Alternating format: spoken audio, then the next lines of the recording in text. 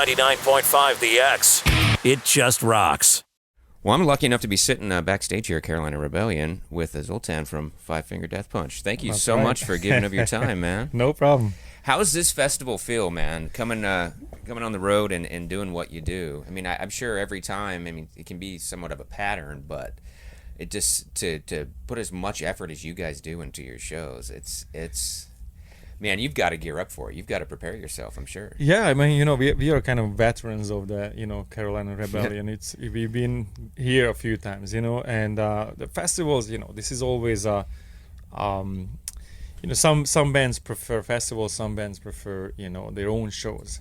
To us, it's the more people, the better the show is, it's kind of amps you up, and, so this one is actually particularly, it's one of the biggest one in America. So, So I like the fact that it's catching up to Europe. In Europe we play these massive festivals when it's 100,000 plus, and this is like coming up and it's getting to be bigger and bigger. It becomes a destination where it doesn't just draw from, like 100 miles radius. Now people flying in here from all over the world, and it's becoming a big thing. It's interesting you bring up that. I mean, you're from Europe, so those festivals over there, they're amazing. For somebody who's never experienced a European rock festival, it is unlike anything else. And to hear you say that this is catching up to that, that's a big statement. Oh yeah. And as of course I'm European, and we sort of lived that. It's been always Monsters of Rock that started like early 80s or something like that.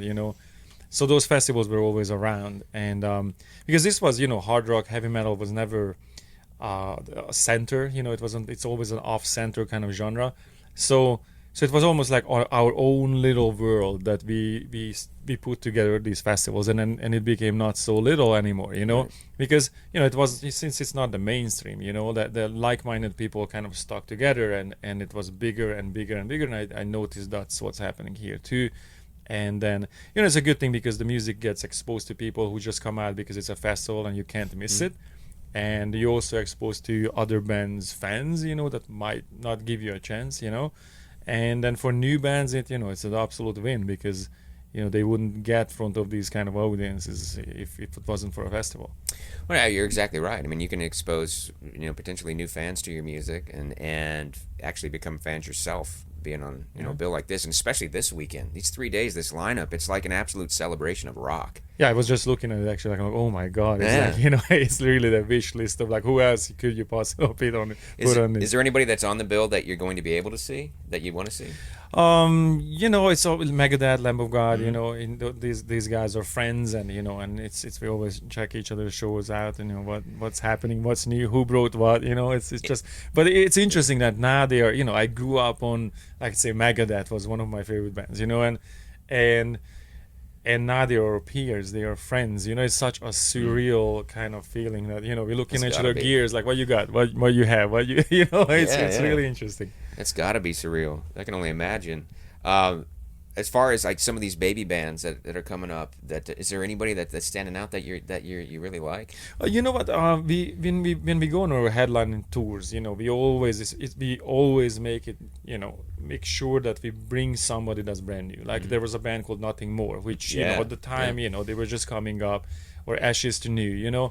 These guys are basically baby bands, but at one point we were the baby band, and we got a hand from, Korn, Slipknot, the big festivals. We were exposed to their fans. Disturbed took us out, and I mean, we were one of those bands, and now it's kind of like we are returning the favor, we are paying it forward. Now we are in a position that we have these massive, play 5 to 10,000 arenas, and depends where, but sometimes it's even more. It's massive crowds, and we get to bring out these guys that we think they're great, and we expose them to to our fans, and it's a good feeling, it's like we're doing something. It's got to be, man. You're giving back, remembering where you come from. That's great.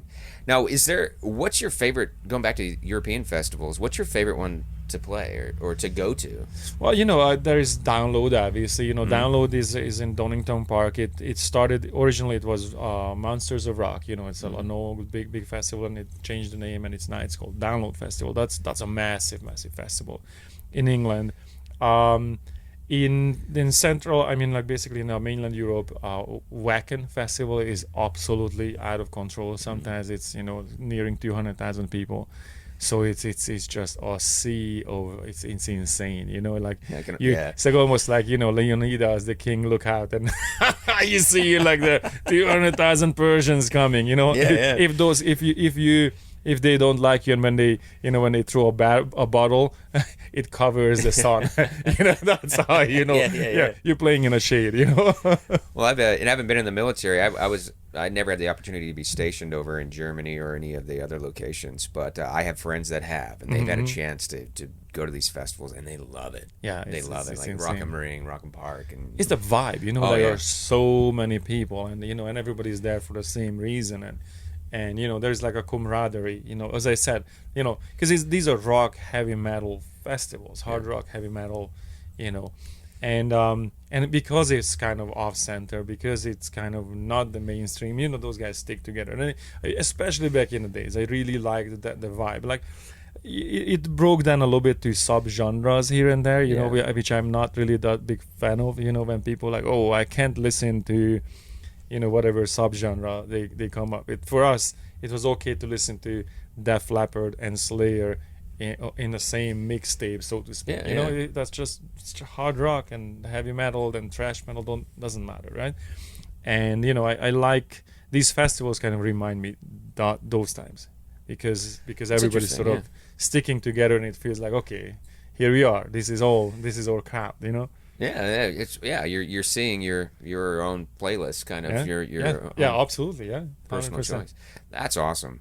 And by the way, I have to thank you guys for your support of the military. Well, thank you for your service. Being a veteran myself, no, it means a lot because it's music like yours, and as honest as it is, and aggressive as well, of course, but it's gotten a lot of service members through some really tough times. It's amped them up, and it's gotten them through some stuff. So thank you for what you do. Thank you for your service, and all the guys out there. I mean, they have a special place in our hearts. Beside the music, beside we have this relationship with military and law enforcement. We actually go out our way to raise money for PTSD or just the awareness that this is a problem. We went to overseas, we went to various military bases, VA hospitals. It's always on a sort of in a schedule, and we also pay attention to the things that that are urgent problems, right?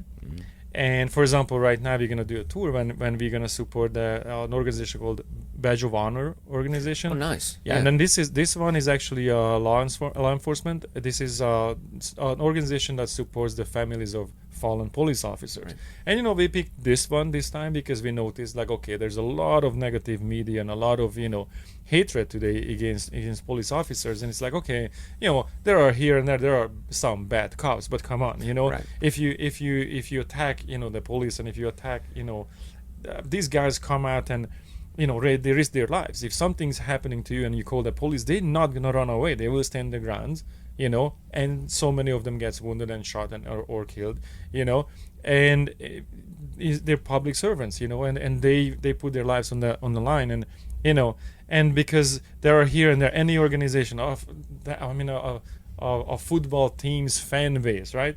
Or any fan base, even in a concert like this, there are always a couple of a-holes that will create problems, but you can't attack out of sudden everyone in a uniform. That's ridiculous. And if one day the cops didn't go to work, the chaos and what would happen here. Yeah. Like literally civilizations are thin ice, man, on a really deep ocean of madness. That wow. Yeah. And if one day they decided, what, guys, we got so much crap, we're not gonna go to work today. Well, imagine what would happen, So we because of the heat that's on them right now, we picked this organization that it's called Badge of Honor. Badge of Honor, yeah, and we felt like, okay, this is where we see the biggest problem now, so let's go and support that.